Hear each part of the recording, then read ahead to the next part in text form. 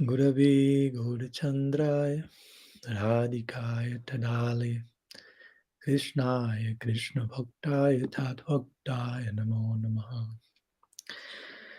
So, good morning to all of you. Welcome. And thank you so much for your presence and for your ears and hearts, which no doubt are very important contributing factor to this whole equation. So I appreciate it. And today we are in our third lecture of our series called Radical Personalism. Third lecture, yes. So today we will be speaking about the collective unconscious of the Gaudiya Sampradaya. But as usual, let's make first a brief recap of last week's meeting about holy shift, upgrading our Gaudiya paradigm, where we basically introduced this idea of shift or change or paradigm shift in connection to the willingness to be transformed and to rethink our different, whatever necessary patterns may be there to readjust. Interestingly, the word repent means rethink, although sometimes we understand it differently. So all this has to do with being willing to adjust and change our angle of vision. In that connection, we invoke the term sambandha, which also has a lot to do with this, not only with the receiving of certain knowledge, but with the how, about that receiving, how we are receiving, how we are conceiving, how we are chewing, ruminating the knowledge that comes to us, and how to recognize all the different filters and patterns that need to be addressed that may obstruct the proper flow of divine transmission. And we mentioned also how when this sambandha is properly in place, avideya, prayoja, follow as a natural byproduct. So in some way, they are extensions of the principle of sambandha properly in place. So by this type of sambandha, or by this embrace of paradigm shift, we are invited to participate, if you will, in a movement, or to create a movement, or to continue developing a movement. And we mentioned how this movement is always in terms of inner movement to begin with.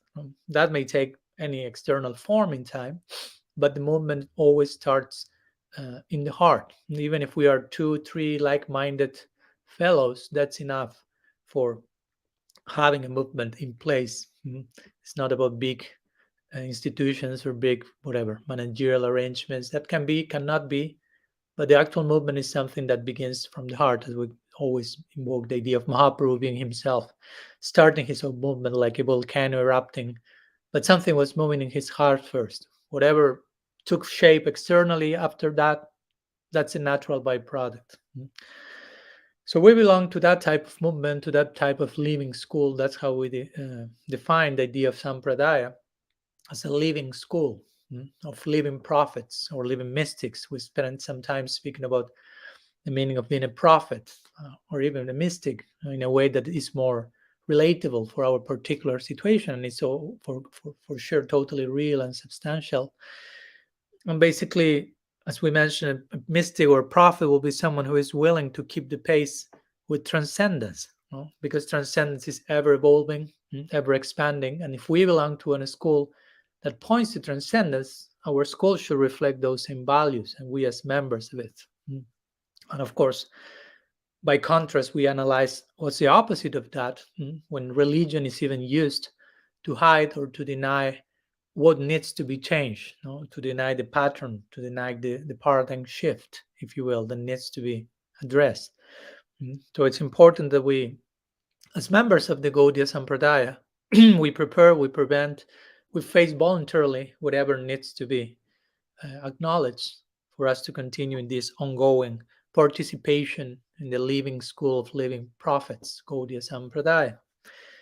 And we concluded last class with a brief section that somehow today will overflow into today's class, the idea of the Kumar Lila of the Gaudiya Sampradaya. If we were to conceive of our living school as a living being with all its corresponding developmental stages, and considering when the Sampradaya began from Mahaprabhu, or even more recently, how it began in the West a few decades ago, we could rightfully speak about the Gaudiya Sampradaya being in its Kumar Lila, or in its infancy, in its very beginning, like a newborn baby, if you will, as a tradition, which of course there's nothing to bad to say about that. A baby is beautiful, baby is charming, especially because of the potential that a baby, all the potential that is concentrated in that little entity, all the vulnerability that that entity presents. Properly understood, all those things are charming by themselves. But at the same time, that vulnerability to turn into empowerment and not being abused requires proper environment, proper nourishing, proper guidance. That potential for it to be actualized needs also proper guidance, like a baby. A baby cannot be left by himself or herself. So parents has to be there taking care. So in the same way, we as members of the Sampradaya, it's not that we are necessarily the parents of the Sampradaya, but if we want to conceive from a historical perspective, the baby-like situation of the Sampradaya, we have to take care in service to that ideal. Or if we are the baby instead, if you want to turn to embed, feel more comfortable with you feeling yourself the baby, well, then we have lots to do to to go through that stage and eventually grow into a full-blown adult and elder, ideally, not only remain consumers of the Sampradaya, consumers of the product, but also ask ourselves, and we concluded our previous lecture with that. That was, if I'm not mistaken, like the homework or like the collective reflection we were invited to participate in, to ask ourselves, what does Krishna consciousness expect from me? Instead of asking the question, what do I expect from Krishna consciousness? So what is that higher realm expecting from me, and how can I contribute in a healthy way? So that said, living in that point, today we will continue unpacking more of these points, or the implications of this question, if you will. Somehow the question that comes at the end of one class kind of starts to we're trying to reply that throughout the week and through the next class, like a natural overflow. So today, then we arrive to today's class, third lecture of our series of radical personalism, where we will be speaking about the collective unconscious of the Gaudiya Sampradaya, continuing with the idea of conceiving of the Sampradaya as a unit, as a personality, radical personalism. Everything has its own personality. So the Gaudiya Sampradaya, in connection to today's title, also has a collective unconscious. So let's try to unpack this notion. So this idea of the unconscious, which I imagine you are familiar with, and somehow could be paralleled to the notion of chitta in our Gaudiya tradition, or in the Hindu tradition, in yogic literature. Chitta has to do with, as you know, this like storehouse with different impressions are there. But the notion of the unconscious in particular is a very interesting contribution coming from Carl Jung, famous psychologist, and basically refers to that, like chitta again, to that invisible storehouse where unlimited impressions, acquired impressions, some scars we may call them, lie. They lie there, and they inform most of our present movements, of course, without us noticing that. That's what it is, unconscious and not conscious. So with this, we are not referring with unconscious, you've lost consciousness and you are thrown on the floor, fainted, but to something that is pretty active, pretty alive, but you're just unaware of that. And probably unwilling to be aware of that, as we will see, for some reasons. So I'm beginning today lecture again with this notion, not only in connection to the Kumar Lila that we touched at the end of the previous lecture, but also because I consider that we as a tradition, we should be open and willing to learn, not only from our own tradition, not only from other mystical traditions, but even from contemporary secular, if you will, disciplines like science, history, and psychology, especially, I would say, especially psychology, and enrich our own practice through their findings. So that's why I'm starting by quoting Jung on the notion of the unconscious. So I'm saying this because sometimes the devotee will think, oh, that's secular. So if something is secular, is non-divine. So psychology is not necessarily Maya, just in case. No, it's a very interesting way of acknowledging and healing and dealing with our inner landscape, and finding tools and ways of detecting the different things that need to be addressed in our bhakti project. So we should not only learn from these disciplines like psychology, history, etc., sociology, but we should also understand that our ancient wisdom traditions may need to be explained today, nowadays, in the context of contemporary science, human developments. Again, especially psychology, I would say. That for many it has been it came to be considered like the handmaiden of theology in nowadays psychology. So I would not only say that we need to understand our tradition through psychological lens in many cases, but also I will say that we as a tradition may need psychology. We as a tradition may need to do therapy, family therapy, as a sampradaya. There are many dysfunctional elements that need to be addressed. And we need to confront our unconscious as a collective. And so we can reach a new level of harmony, harmony collective, for those over there in Michigan. So in this way, Jung will speak about, when he speaks about unconscious, just a technical clarification, he will speak about two types of unconscious. Already the unconscious, the notion of idea of unconscious is challenging enough, but he'll say what we have two. Individual unconscious, but also he will speak about the collective unconscious in the individual. So we can also speak about these two unconscious in relation not only to us and individuals, but also in relation to us as a collective, to the sampradaya. So of course, by individual unconscious, you imagine what's that? Some things that you have in your own unconscious, you have acquired in previous through previous impressions, and it's lying in some storehouse there that you cannot see where it is, basically, but it's informing your movements. But the part of the unconscious mind, which is derived from ancestral memory, in the words of Carl Jung, and experience, and which is common to all humankind, that's what, and it's distinct from the individual's unconscious, that's what's called the collective unconscious.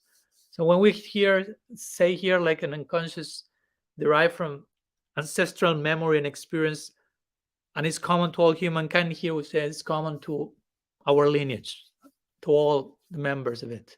So that's, we can speak about the collective unconscious of the Gaudiya Sampradaya. So the question will be, of course, and that's the question of today's class, what's in the collective and in the individual unconscious of the Gaudiya Sampradaya?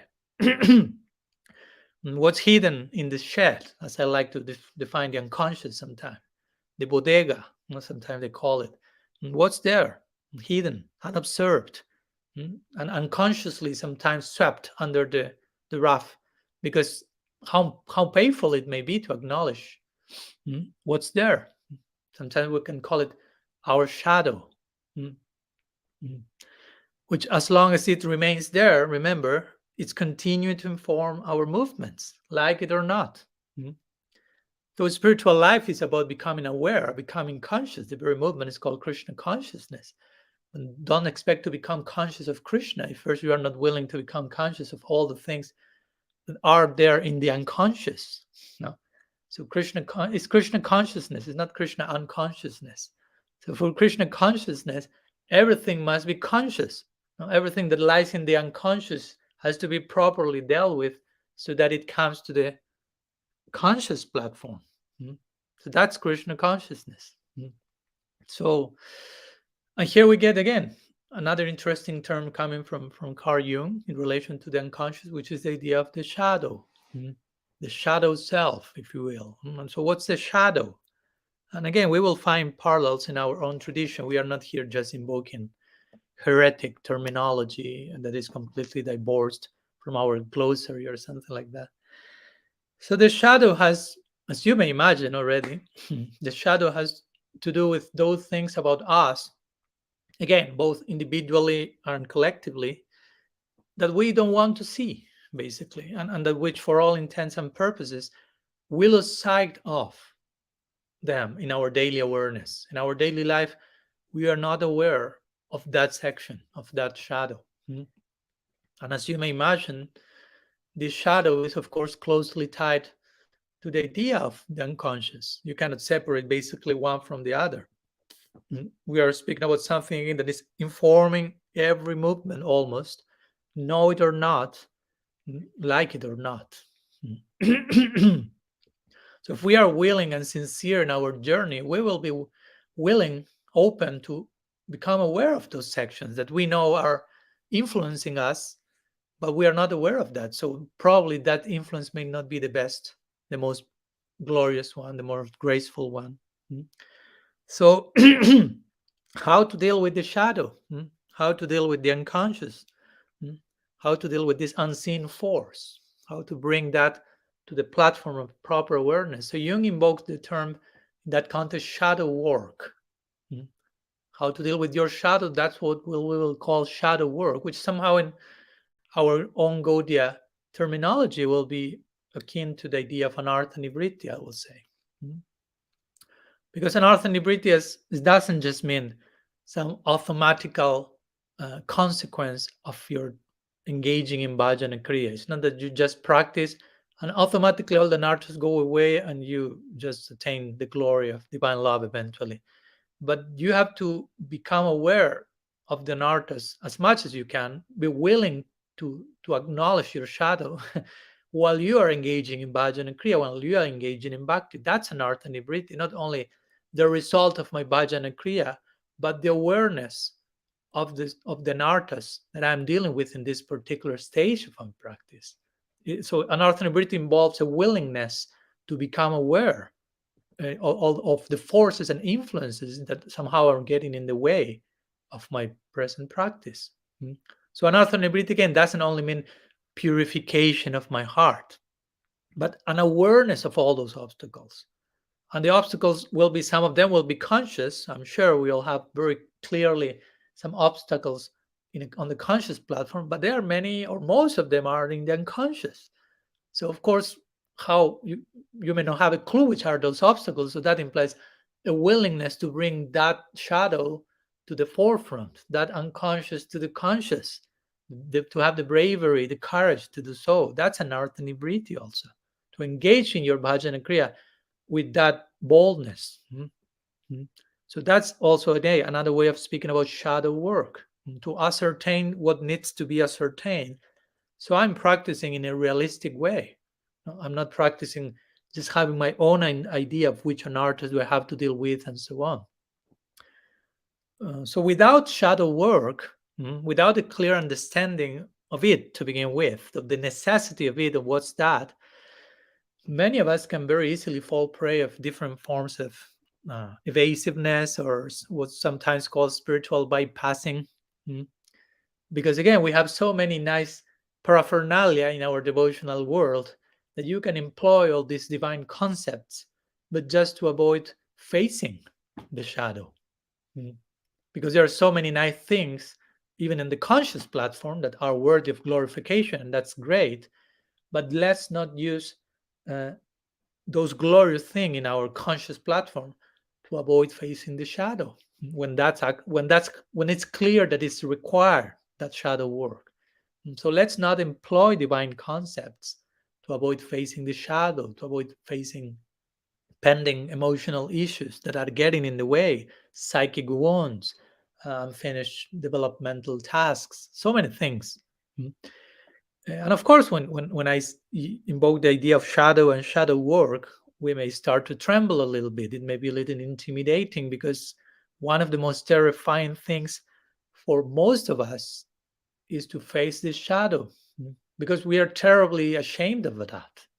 In most of our cases, we are full of guilt and shame and terror of actually acknowledging how miserable we are, how limited we are, how conditioned we are. Most of us don't have the capacity to be vulnerable deeply. We are afraid of that. We are still over identified with them. So So for most of people, it's terrifying. One of the most terrifying things is to accept yourself completely, basically. Mm. And facing the shadow is part of accepting who you are now. Although eventually that won't be part of your Siddha Deha in Golok. But first you have to have a sense of personality which is relatively properly integrated. So that implies integrating your shadow. Shadow is not to be like denigrated, but integrated, if you will. Mm. So, but again, for us, it's terrifying to accept ourselves completely. Mm. So, because of that, shadow work can be particularly scary for a captive soul, for a conditioned soul, because it implies to expose what we could call the only enemy that actually exists, which is our false self, our ego, which of course will make the whole system of illusory life collapse. And we may say, yeah, we want that, but we have to see how much we want that in practice, the moment of truth. How much we are not still attached to the clinging onto those ideas and notions, constructing, sustaining our life on that idea. And because ego has to do with control, ego has to do with, as we always speak, with being in charge. That's I mean, in order to survive, the ego needs to do things. The false ego needs to keep in control, keeps in charge. I mean, think that is keeping in control and in charge. And of course, conversely, it hates change. it hates remolding. It hates recalibrating stuff, because that's the contrary of change, of control and false sense of control again. So again, all these things are happening in our shadow work, and we need to bring down them to light more and more. So for the shadow to be what it is, a shadow, by definition, uh, also it must be a part of us that we are totally ashamed of. So that's why we don't want to look in that direction. We don't want to even acknowledge its existence, because it's so embarrassing. And interestingly enough, many spiritual traditions, if not most, have historically denied the shadow in almost all respects. I mean, I'm not saying every single member, but officially, in the way most people conducted themselves, that's not a very popular idea, I can tell you. Because, again, actually, interestingly, a spiritual tradition is supposed to teach us how to embrace the shadow, how to deal with it. But in many cases, they have told us how to attack the shadow, to attack those things that we are ashamed of, to hide them, not to speak about them, to confess them with guilt. Now, all these types of, if you will, prescriptions, but not to integrate the shadow, not to embrace it, not to acknowledge it, not to learn from it, but just attack it, kill it, hide it, confess it. It's bad. So, whatever may be the case, if you just attack it or think that's bad and let's try to kill it, the shadow remains in control. It's not that you are if you are not integrating the shadow, the shadow just keeps becoming bigger probably, and remains an operative and very powerfully influence in our life, in our daily life. And the more you evade the shadow and hide it, the more you lose the capacity to acknowledge it, and the more it's in control, and you become just like a puppet of your shadow. And that's one of the biggest spirit impediments to our spiritual growth. I mean, if we are really concerned with spiritual growth, we should know one of the biggest impediments is that we do not perceive our hidden motivations. And that's one of the main obstacles. And many times we feel there's an obstacle, is I'm not advancing, and we don't know why. Probably because you are not seeing your hidden motivations, and probably because you are not willing to see them, which is another layer. Again, you may not see them, and it's okay. It's your shadow, it's your unconscious. By definition, it has to be unseen. But how willing we are to confront that, to acknowledge, to see that. So we need to be taught to develop the bravery of exposing ourselves with full vulnerability, to be properly enlightened and empowered to deal with that. Because if not, if we end up officially extending a massive pattern of denial to every single member of a community, teaching them to exist as live as if the shadow does not exist, or to demonize the shadow, if you will. Let's not be surprised if you put many members with that type of pattern, put all of them together, a global entity eventually will emerge, and each tradition personifies a global entity, and you will have a whole community, a whole global entity that has acquired its own, again, shadow, its own unconscious, as an entity, as a glue, as a group, because of so many individuals being in that particular same frequency. And again, when an inner situation is not made conscious, it is said that it appears in the world as an event. No. Why that happen in the world? Well, go to the subconscious of the individuals through which the event happened, if you will. So it's an important point. When an inner situation is not made conscious, I repeat, it happens in the world as an event. It's not that the subconscious is operating and nothing happens, nobody, somehow it appears. Maybe you cannot relate one thing to the other, but that's the byproduct of unaddressed shadow, if you will. One event after the other in the world, in your community, in your life. So how conscious we are of the unconscious? That's the question. How much we have avoided facing the details of our own human history as a community. I'm speaking here to Gaudiya Vaishnavas here. How willing we actually are to recognize, for example, our wounded side as a family, or our brokenness as a tradition. Again, there are very beautiful things. I'm not forgetting them, especially because I see them. I'm asking these questions to bring them to a special glory. But how much we are willing to be vulnerable and acknowledge that side. It's not here only about, let's talk about the upsides of my tradition and the downsides of every other tradition. No, sometimes some people think that means instilling faith. No, no, just an overdose of kijais and hiding whatever is not a kijai, throw that to the shed, into the unconscious. No, we should be willing to see the upsides of other traditions. I also embrace the downsides of our tradition. Everything has to be included and embraced in the equation. So how successful have we been as a tradition in withdrawing the projection of our own shadow into others, into other people, other members in the tradition, outside of the tradition?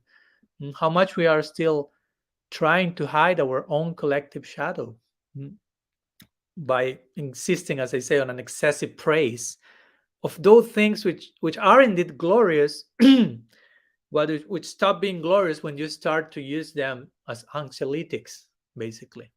You follow? Our tradition is full of glory, but if you use that glory as an excuse to hide your shadow, you are taking those glories as pills to relieve you from your anxiety, an anxiolytic, like a pill. So that's not real praise, that's not real seva, and that's exploitation of the glories of your sampradaya. So we are not here for that, just in case. That doesn't mean to be a member of the Gaudiya Sampradaya.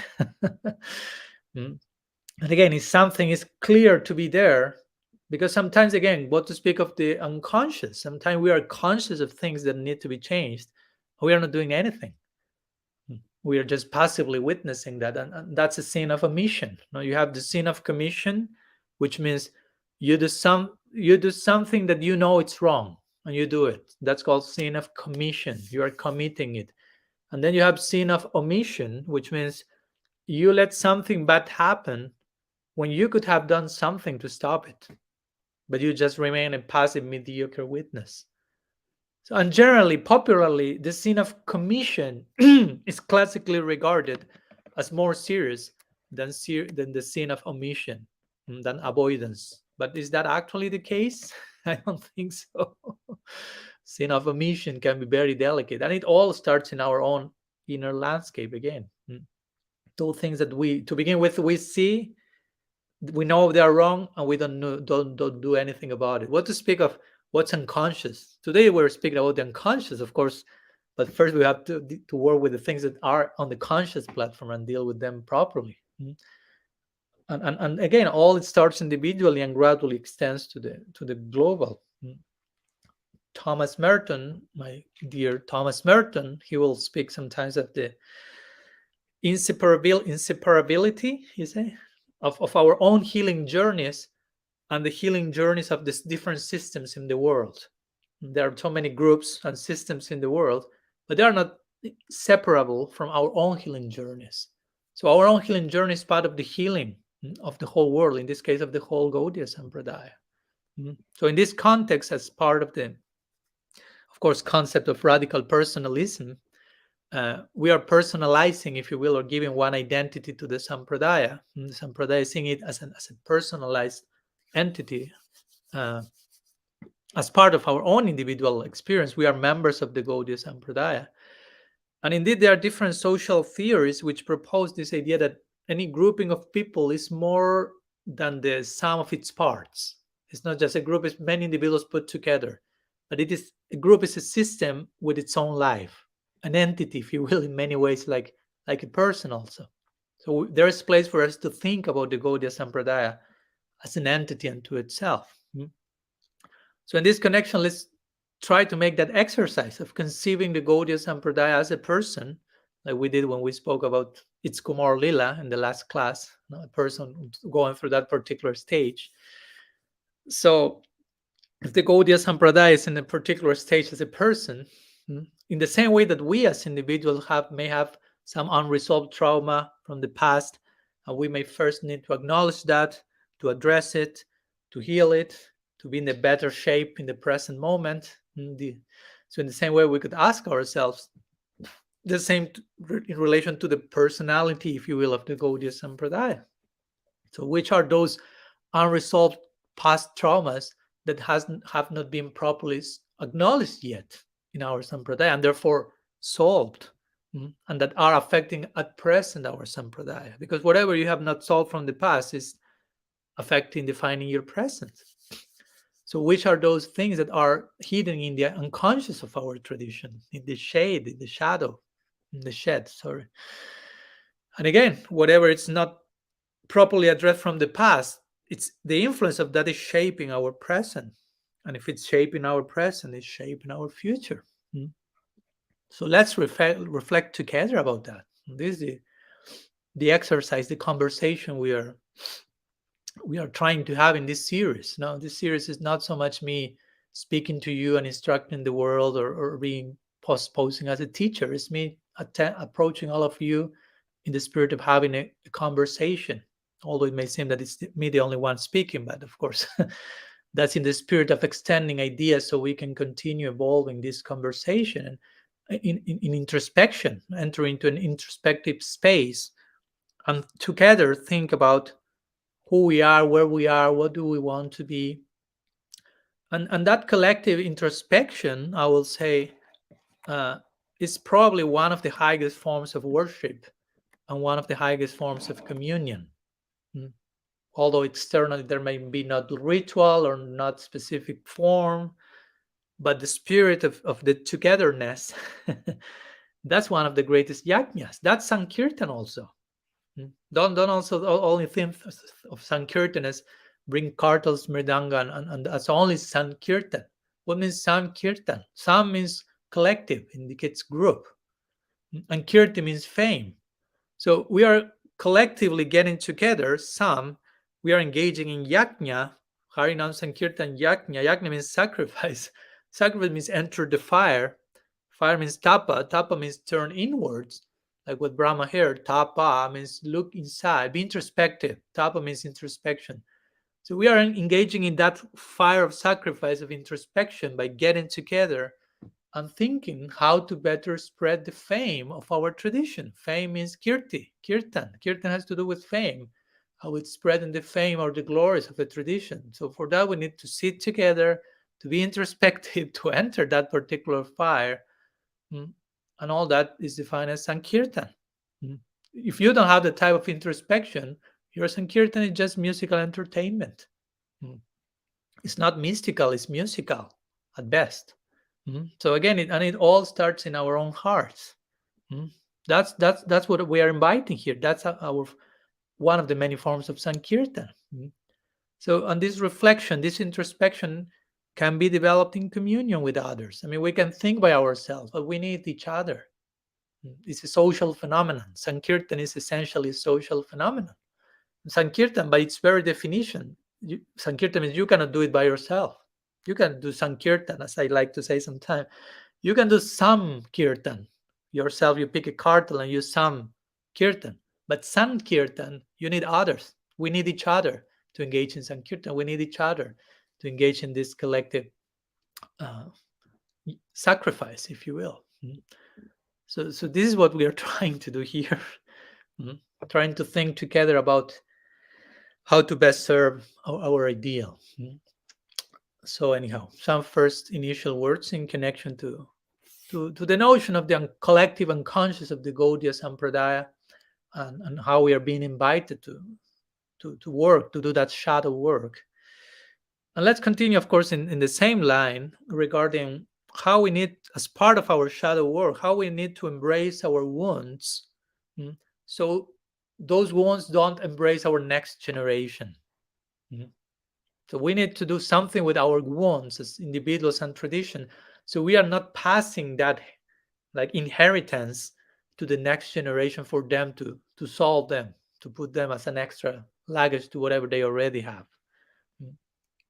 So this group reflection, again, this introspection that we are defining as Sankirtan, it's giving ourselves, how to say, each other. It requires bravery and courage, and sometimes we need others to also like push us in that direction, to enter, to unearth our Gaudiya collective unconscious. I mean, that may feel dangerous. You have to enter into an agasur or something, if you will. It seems so like this. So we need some courage.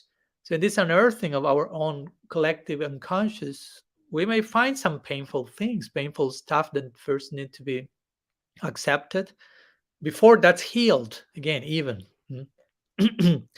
But we need to develop that, and we need to develop some strong strength regarding recovering from whatever has happened in the past at present. Sometimes that's called resilience. So resilience means this capacity to recover from what happened in the past. When we go to the past and when we will see what happened there, how to continue our life without being frozen by the past. So that's resilience, and that resilience also includes, of course, for us to be resilient, it means recover from the past. First, I need to recognize what happened in the past, what I need to recover from, because if not, I cannot even start to speak about resilience. So we need to be willing to enter into that direction. And there may be pain, but it's okay. Pain is necessary also in the equation of life. Failure is necessary. Failure, suffering, sometimes they have been defined as like the greatest equalizers and levelers among humans. Those experiences make us sober, help us to get a glimpse of reality in a more realistic way.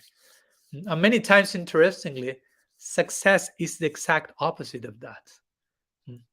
When you have too much success, you get intoxicated and you get completely out of context with reality, while failure and suffering ground you, settle you. If you analyze even historically, socially, there are lots of communities, and commitment around those communities can form much more easily around suffering than around how wonderful or superior we are or we think we are. You won't find very successful communities around that, but around suffering and pain, and people who get together committed to that's a fact. I mean, that's there in the research, if you will.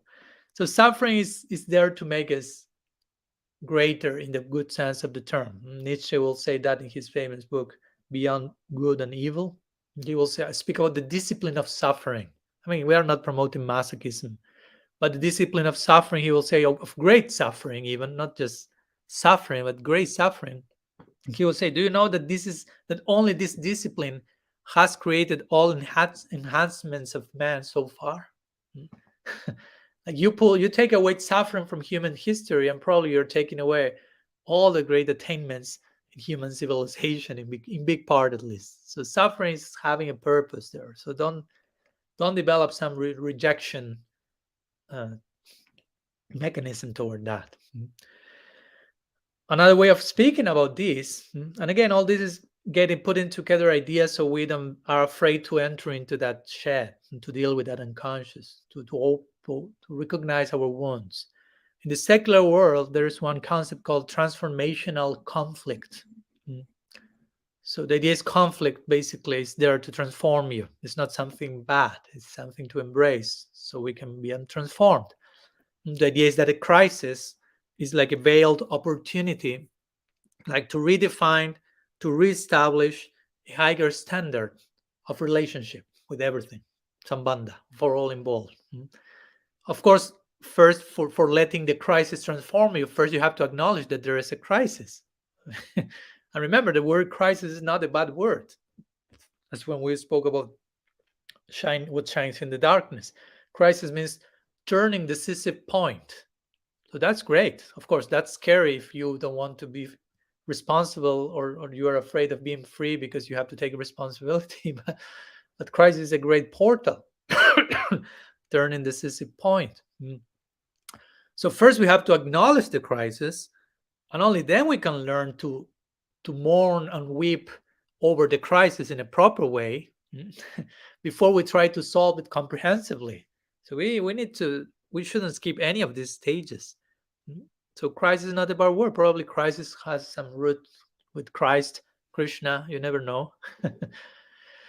So we need to, again, we don't need to escape from problems, from pain, we need to embrace that, to weep about that properly, integrate that, and eventually that will become a part of our enhanced situation.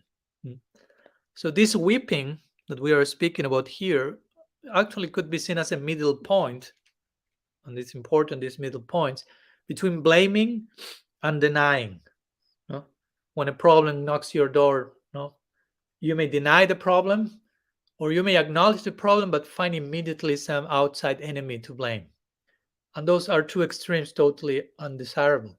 The middle point between blaming and denying is weeping, like acknowledging the situation, taking responsibility, lamenting in a healthy way, integrating the pain, the wound, and growing. That's the idea. No? Make some use of your wounds. Now, the wounds are not there to be healed as soon as possible, but to heal you, and not necessarily as soon as possible. That may take time. So don't be in a rush. No, when this wound is healing, when it's finished, and hopefully no scars are there. Some scars.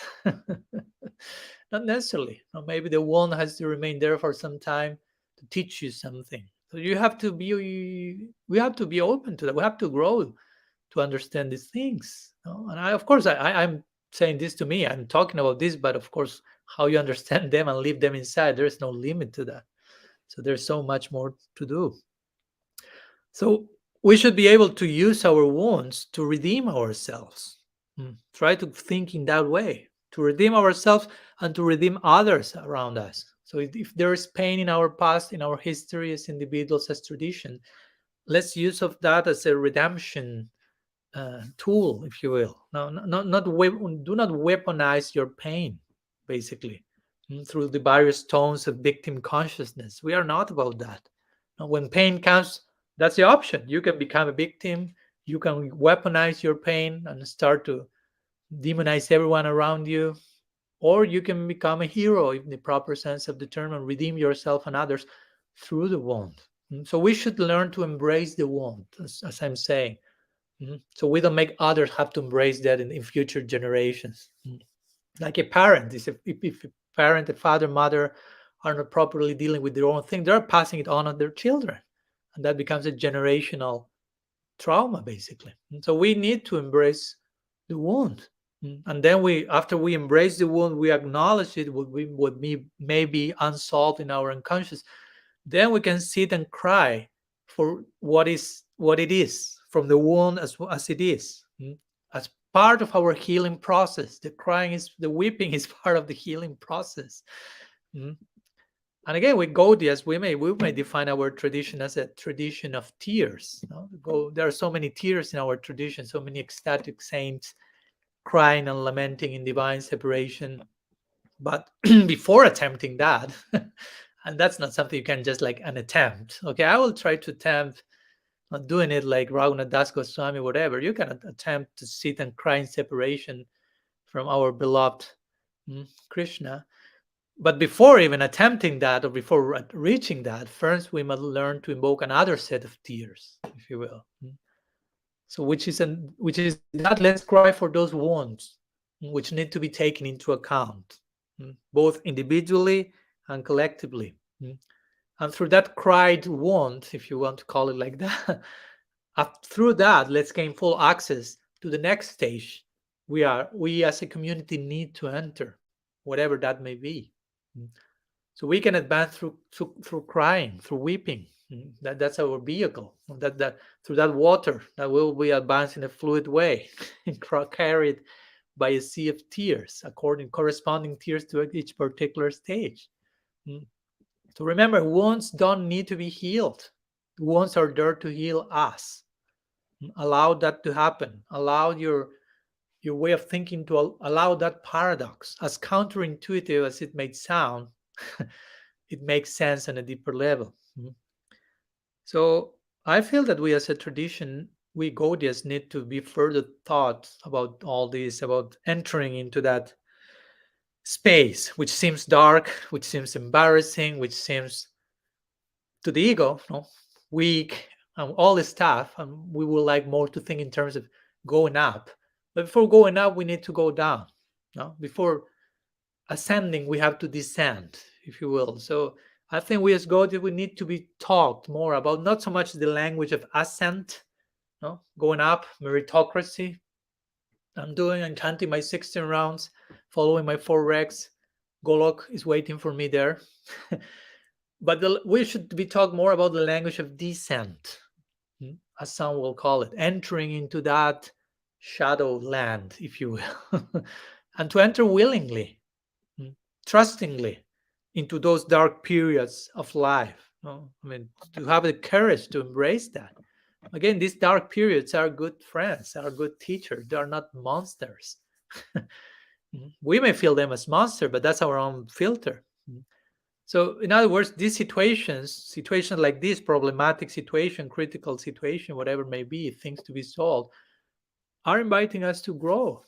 So, how can they be a monster? What's that grow? Again, part of that growth, you may have heard me say this 108 times this last month, means you learn to coexist with all these paradoxes, with these counterintuitive ideas, darkness, uncertainty, the unknown, but trust that Krishna is in control above all that. So entering willingly with that deep trust, basically. So we as community need to develop this like collective courage and enter there. If we as a community avoid that, avoid transfiguring our sorrow and reshaping it into whatever, an integrated, more mature vision, again, we may end up transmitting our undigested heartaches or something, not only to our immediate peers, we will transmit that, our frustration and our pain, undigested pain, but especially we will transmitting all that stuff to the next generation. And that's not the idea. The duty of present generation is to allow the future generations to deal with their own corresponding traumas, not to pass one's own unresolved trauma to others and to add them to their own already complex baggage. That's not gentle. That's not very kind for your for your children, if you will, as a parent or whatever.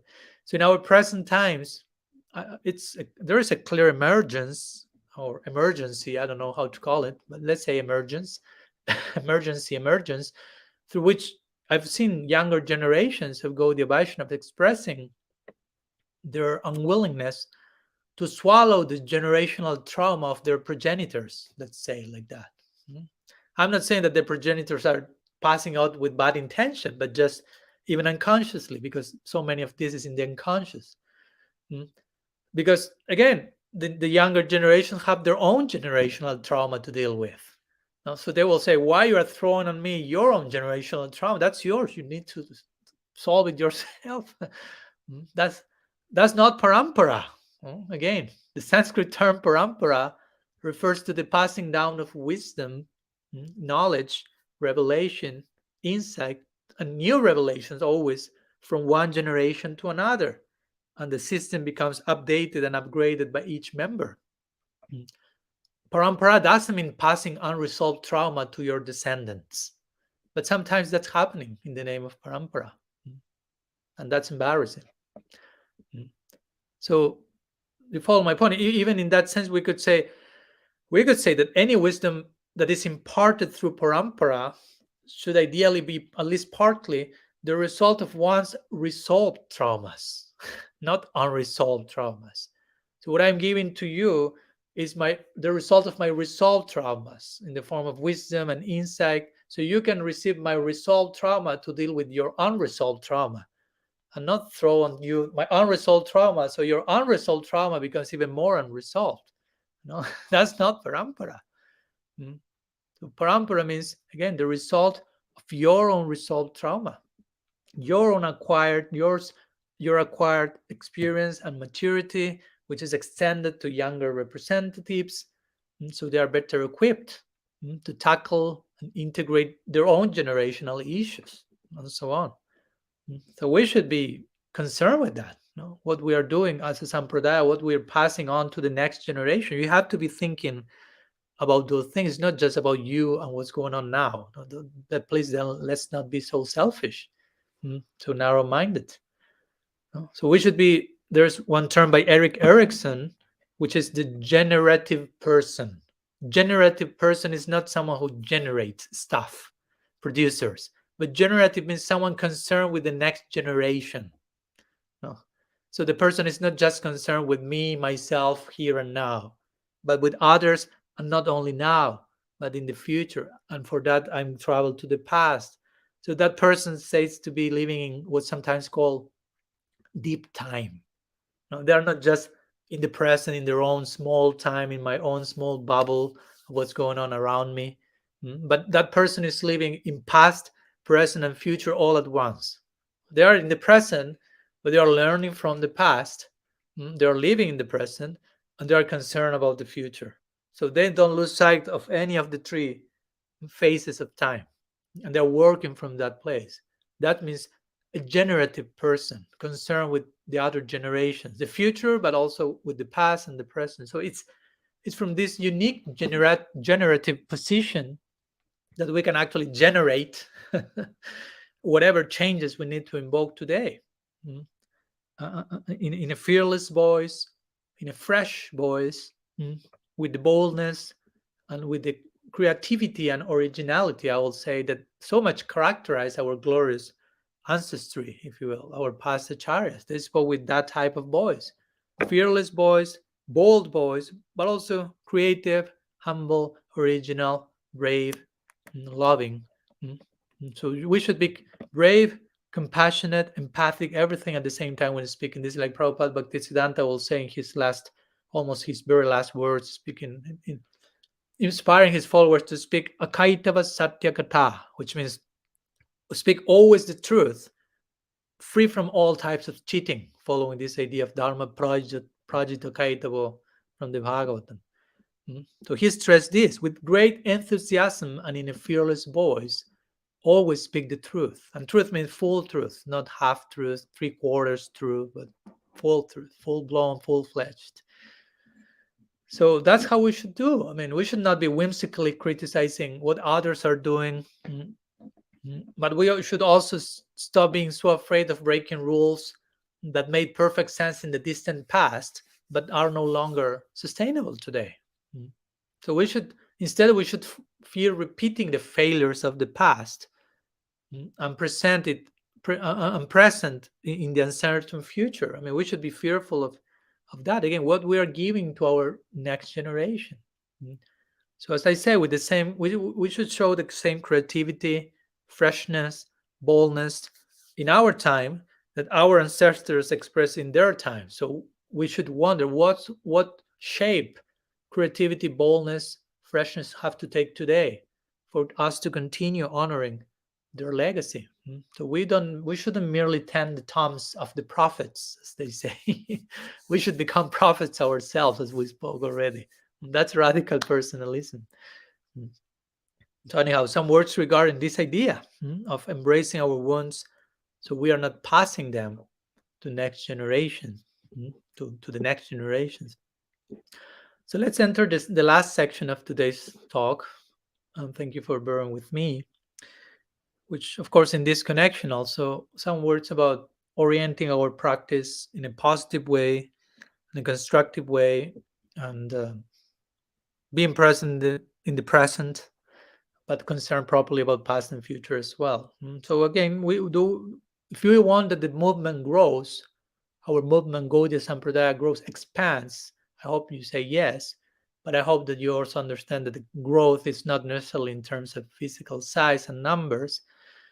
That the movement grows means that your heart has to grow. The more your heart is growing, the more the Gaudiya Sampradaya is growing. Because what's the meaning of growing in numbers but not growing in heart? No, that's a joke. Mahaprabhu is not requesting numbers. No, he's requesting transformation, transformed hearts, basically. So the more your heart is growing, the more the movement is growing. Because the headquarters of the Gaudiya Sampradaya are in your heart. Yeah, are not in Vrindavan, in Puri, in India, in the United States. The headquarters are beating in your heart. That's the beating headquarters of the Gaudiya Sampradaya. So the more the movement, your heart is growing, try to make parallel in your mind every time I say the movement means your heart. The movement is growing in the way that it has to actually grow. And again, that's in quality first. Quantity will follow us, whatever form it has to take. So it's all about quality. It's not so much about what to believe, but how to believe. So that's quality. Again, we must move from a belief-based religion, which is more dogmatic and it's about what to believe, which are the correct set of thoughts, what I'm supposed to say, how to be politically correct, what's the correct way of doing everything. We must move from there, from a belief-based religion to an experience-based religion, to a deep experiential thing, which is not so much about what to believe, have the correct sets of beliefs in place, but how to believe the beliefs, if you will. Because if not, little will change. And again, belief doesn't mean only do I believe in God or not, but so many beliefs that even many of us carry as Gaudiyas, which in many cases are myths more than beliefs. Beliefs that we may not have experience of, we just believe in them. So how to make them experiential? But again, for many, Gaudiya Vaishnavism today has become a belief system, basically. So you fit in, or you think you belong, but it's more fitting in by having the proper beliefs, by knowing what to say, what not to say. And that's very different of having a full lifestyle of Gaudiya Vaishnavism being an all-encompassing, pervading aspect of every part of your day. So again, you have the right word. Jesus said in the famous Sermon of the Mount, like, oh, these people have all the right words, but no change of heart. So that can happen not only in the Mount, in that sermon. I mean, it speaks to all of us. You can have the right words. You can learn how to speak, how to do class, how to be charismatic and perfect, sedantically speaking. But if your heart is not changing, it's not moving, the Gaudiya Sampradaya is not expanding. So where's your heart beating for? So again, we need to have a positive life. This is a lifestyle, and the lifestyle has to be oriented in a positive way because Gaudiya Sampradaya is so positive. Of course, again, we have spoken about embracing our shadow and acknowledging all the things that we may call not so positive, but also they are positive by properly dealing with them. So we are here not against anything. No, that's an important point. We are not starting here some anarchic movement full of rage and full of let's kill everyone and let's criticize and speak against. And it's easier, unfortunately, for most of us, it's easier to be against something than to be for something. And unfortunately, many movements start out of that. Let's get together because we have a common enemy. So let's be against him and we sense a sense of unity because of our common enemy. But we are here for something in a positive way. But again, it's frankly much easier to be against than to be for. And even on a doctrinal level, so much has to be presented in that way for lots of neti in our tradition of rejection, to be against. That's Maya bad. This is bad. Every other religious expression is lower than ours. Karmas are bad. Demons, asura, a woman, gay people, material world. No, those who do not belong to my tribe. So many we are against. We know what we are against for of against, but when we are someone asks, "What are you for?" Hmm. Like I like to say, is the four principles are not don'ts, are do's, are not to be against intoxication and to be against illicit stuff of whatever you may like to conceive, but it's to be for purity, for compassion, for and so on. And of course, these are a few of the various forms of what's sometimes called oppositional thinking that people may have. You think in terms of being opposed to something. No, I have to prove someone wrong to prove me right. That's the root issue behind all this. No, that you find easy to be against and to be for. Proving someone wrong makes me feel be right. Which, well, that's not the case, as you may imagine. And that's interestingly what characterizes an addict. No? An addict has this all or nothing thinking. There's not very much shades in between nuance. It's like an undisciplined mind, which is addict doesn't mean addict to heroin or just all. I mean, you can be addict. All of us are addicts in so many levels. If your mind is not disciplined on that level, you're an addict probably. So an undisciplined mind will think in absolutes always, all or nothing. Again, this is the best, this is the worst, this is good, bad. So if you are not on my side, basically that mind will think you're against me. If you do not fully agree with me, then you fully disagree with me. I cannot learn anything from you because I disagree with you on that particular point. So that makes you totally bad person or wrong person. So in that sense, religion in general, and not only Gaudiya Vaishnavism, again, many of the things I'm saying probably may be applicable to any other tradition. Religion in general, in that sense, has stopped doing its job of teaching people how to live with contradictions and paradoxes. Instead, they're training them in this hyper dualistic either or thinking.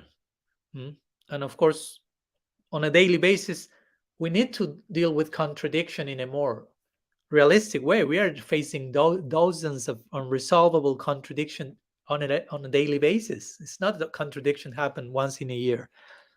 So if we are not taught how to deal with those daily issues, we will become very like constricted and very bitter human beings, which just think in terms of absolutes and live their life condemning others. And how do you live with darkness? Now that's the question. Instead of projecting the darkness always to outside so-called enemies.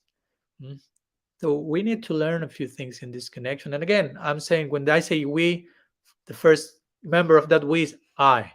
No? So just for you to know and for me to remember, because I can forget as well. And please, you remind me. So, so again, we feel this strange thing that by seeing negative and criticizing others, I'm okay. There's something very, even we could say, strangely sweet about negative accusatory feelings. No, there's some like forbidding madhurya there, like some sweetness that we feel very strangely. It's a strange way that you achieve moral superiority, basically. No, I feel right because someone else is wrong. Even if that person is not wrong, but you have to think he's wrong so you can feel right about yourself. Well, probably you are the one who is wrong. So, but that's interesting, no? But you are just right because someone else is wrong. You have not done anything to be right yourself, but the other is wrong. So I must be right because I disagree with him. And probably you are doing many things wrong.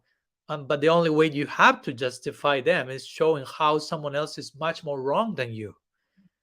And of course, that also can happen. You can always find someone who is much more terrible. I'm not Hitler, no, if you will, but you may be a potential Hitler. Who knows? If you are given the tools and the possibilities, you never know. We are units of potential in the direction of light and darkness. So that's the point. Sometimes you are only projecting your own wrongdoings onto the environment also. Sometimes there's nobody doing something wrong, but you are doing wrong, but you don't have the bravery to acknowledge that. And so you need someone else to be as wrong as you actually are. So you can rest and feel, oh, he's so wrong and I'm right. But that's not how it works. And again, I'm not talking only on the level of an individual, but sometimes our narrative as a community fits these categories. So we condemn whole groups. So we feel like we are not like them. Moral superiority. That's totally against Trinada Pisunichena of Mahaprabhu, the type of humility he's promoting. So we should be brave enough, adult enough to embrace the truth without the need of creating enemies, to creating us and them structures, and accept whatever consequences of that will be, by embracing the truth. Because if not, we get trapped into all these mind tricks and ideologies, and as someone called ideological bunkers. And they are very toxic. I mean, they are worse of breaking all the four regs together, I would say. The traps of mind, ideology. I mean, those are as toxic as blinding as the so-called hot sins. That some may call it, for us, breaking the four regulative principles. Sometimes we think that's the worst possible thing, to do the things that only drunkards and prostitutes will do. But actually, no. Toxic ideology is even worse, and those are harder to recognize because they are so subtle. You're not doing anything grossly externally. Oh, he's not smoking, he's not drinking, he's not that. But internally, you are inhabiting a much worse place than any brothel or whatever.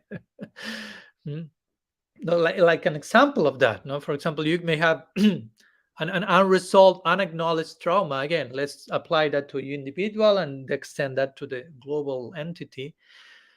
We may have an unresolved, unacknowledged trauma from the past, and we may be unconsciously terrified of that shadow. So instead of facing our own fears, our own partialities that we create to provide a sense of security against so-called enemies that are not outside, you continue denying your shadow and projecting your own shadow onto others, and you feel constantly threatened of your own shadow embodied into people in front of you. And since you feel threatened, you feel in the need of attacking everyone, not only attacking, but sometimes demonizing those who actually are embodying whatever you have not dealt with in your own unconscious. So we can do that as individuals. We can do that as devotees. We can do that as senior devotees. We can do that even as gurus. We can also do that as a collective. Again, the collective unconscious of the Gaudiya Sampradaya. So there is some need for repair. I hope you get my point. Because to be honest, I think, I mean, in many ways, our movement, and again, not only our movement, but we are talking about the Gaudiya Sampradaya, apart from all the wonderful, beautiful things the movement has created and make us being here together, speaking about this and hearing about this with healthy concern. Also, we should put in the scale how many ways the movement has created many, we may call, tragic gaps for any person who has an operative head and a beating heart. And I know that there are many of them, I can tell you. So, but there are tragic gaps in between this point. So if we do not acknowledge all this, we are creating this type of toxic pattern. Because if there is something that you need to change, but you then changed, and you haven't worked on that from day one, and it becomes a pattern of denial, day 2, day 3, not a pattern of recognition, as we say, a pattern of healing, of acknowledgement. So you have that pattern of denial, day 1, day 2, week 1, month 2. First, multiply that pattern for 4 or 5 decades, not only on individual level, but on a group level. There you have it. Trauma disguised as transmission of divine knowledge, basically. No, that's not parampara, I can tell you. Of course, I'm not saying with this that everything about parampara is happening in that way. I'm not saying that. But that may be happening. In the name of parampara, we may be just transmitted, throwing on others undigested trauma. Trauma disguised as transmission of divine knowledge. So be careful. At least on some level, I'm saying this, at least in some cases. I'm not absolutizing my statements. So please don't take them out of context. So in many cases, we haven't taught people how to transform. We have taught people how to transmit. Just know what to tell others, know how to give the class, know how to sell the book, know how to transmit. But first, you have to transform, and you can only transmit what has been transformed. But sometimes it's not just transmit while belonging, quote unquote, belonging to your particular tribe.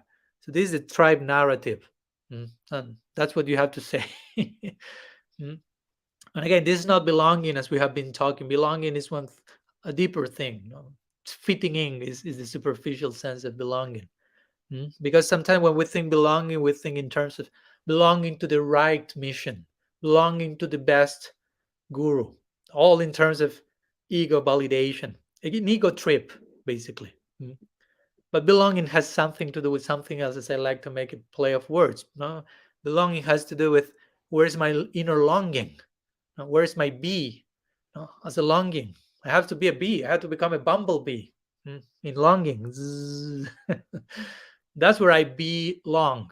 When I transform myself in longing, there I belong. Belonging without that falls short. It's just fitting in or whatever. So your belonging is defined by your longing. As much as you become longing yourself, or you are belong, then proportionately to that, you actually belong in the most substantial way. Again, it's not about fitting in, it's about belonging deeply and transformed. Again, not just transmit. Let's just strive narrative. So let's conclude. Let's just reach the conclusion. We can continue, but we have to conclude at some point, at least for today, and we can continue then. We need to also continue thinking about this. But as a conclusion, let's try to make this. It's a pressing question, but those are the questions we need to present to in our own Gaudiya mind, or to our own Gaudiya mind, to the Gaudiya unconscious. Like, how do we get? How ourselves to begin with? How do we get to the dogmas and doctrines that we believe in? How? What's the process for that? Now, is there a healthy way, or we are doing that in a toxic way? Because a dogma by itself is not changing people. I mean, just passing dogma is not transformative. There has to be something else along with that. Because again, if we give someone dogma, it's not. Again, parampara is not throwing dogma to the next generation, or what to speak of throwing unresolved trauma. You can give dogma, you can be a doctrine and concept, but you have to give the people a mind to process that as well. If you just give something, but you are not teaching them how to, as we spoke last class, how to process that, that's not Sambandha, full Sambandha. You have to give the people the knowledge, but you have to give them the way of thinking to properly think about that, to understand that, to appreciate that. So the question is, are we just learning dogma without any transformative effect? And I think you all know the answer to that question. Simply learning the dogma, ask yourself, does simply learning dogma take us to transformation? Hopefully you say no. Carl Jung would also say, be aware of unearned wisdom. That's an interesting idea, very deep one. Beware of unearned wisdom. So you can receive a very deep concept, wisdom, but you have to earn the wisdom. You have to not to deserve, again, because I'm not trying to invoke meritocracy here, but you have to work in such a way that wisdom is properly integrated. In that sense, you deserve it. So our sampradaya has to give people the tools and the minds to know what to do with what parampara constitutes. But sometimes spiritual traditions, most of them, and ours is not an exception to the rule, in many cases, most spiritual traditions are not helping people to grow. Not all, again, I'm not saying not all, not everyone, but as a general template, that's happening. And to grow means to invite people to be transformed, to move past nonconformity, to move beyond group behavior, tribe narrative, to move beyond mere belief system, to move beyond this type of narrow belonging idea of narrow belongingness, and they should move people into the kind of inner freedom and love that I think we really need to see in the world today at large. I would say, and respond to everything that is happening around us. So again, passing dogma or even unresolved trauma is not parampara. Sometimes we need to speak strongly about what something is not, to have a more clear idea of what that something is supposed to be. So I've spoken maybe for 20 years about what parampara is. Maybe give me a few months to speak about what that and other things are not. So we balanced the presentation. So basically that. No, we need therefore to think. We need to learn. Sorry, before saying we need to think, we need to learn to think. We need to learn to feel. We need to learn to talk at a higher level, at the level of wisdom. And that's a language that is inclusive. That's a language that is naturally universal. And with this, I'm not implying some forced new agey stuff or anything. We are just speaking about a mature participation in mysticism, if you will, in any tradition, even including ours, of course, which is a mystical tradition. So, real mature participation in our mystical school. This is not a tribal teaching. This is not an in-house teaching. This is universal, Sanatan Dharma. It's a message for everyone. We call it Sanatan Dharma. Sanatan Dharma is a completely universal idea. But it's not enough just to call it Sanatan Dharma. We practice Sanatan.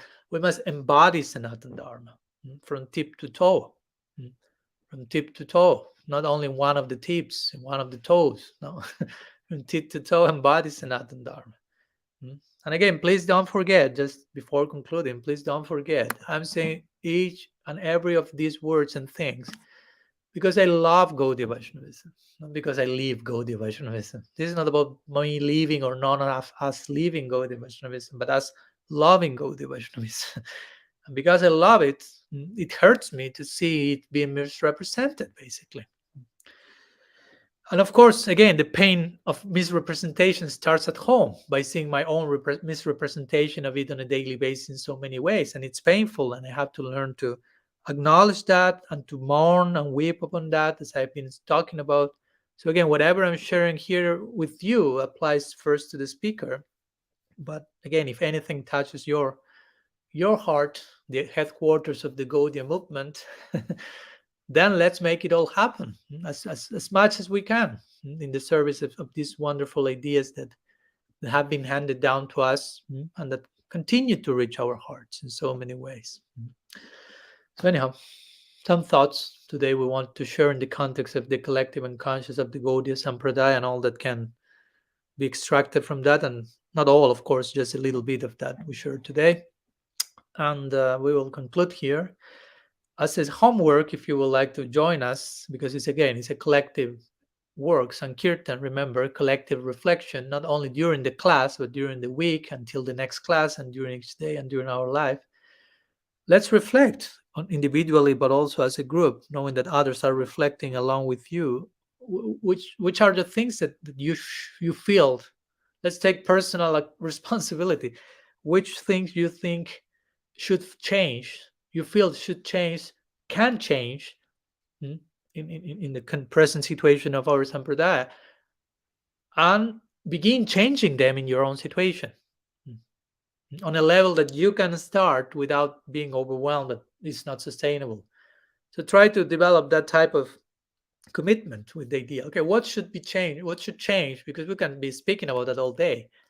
But what can, in a realistic way, what can we do to start that change or to continue with that change? What can I do today here to make my contribution and do it?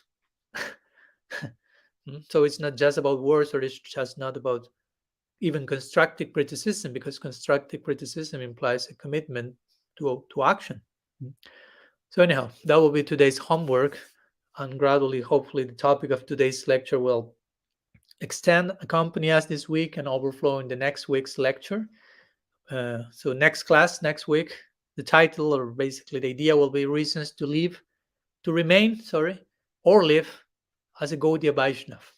In connection to what we are talking. And again, make it clear, we're not promoting anyone to leave. we'll be considering reasons that may pop up in everyone's mind, why to remain or why not to remain, and what to do with that, what to do with the answer to those questions. So we can continue in the most substantial way. So we'll leave here. If you have any questions or comments, as usual, I invite you to share them in the threads, corresponding threads in Facebook or YouTube. So we also, it's another way of continuing throughout the week, sharing and uh, and continue this sankirtan or collective introspection and reflection. Shri Gaudiya Sampradaya ki jai, Shriman Mahaprabhu ki jai, Shri Harinam Sankirtan ki jai, Gaur Bhakta Vrind ki jai, Gaur Premanand Hari Hari Bo, Vancha Kalpataru Vishya Kripa Sindhuvya Vacha, Patitanam Pavanebhyo Vaishnavebhyo Namo Namah, Ananta Koti Vaishnava Vrind ki jai, Gaur Gaur Hari Bo.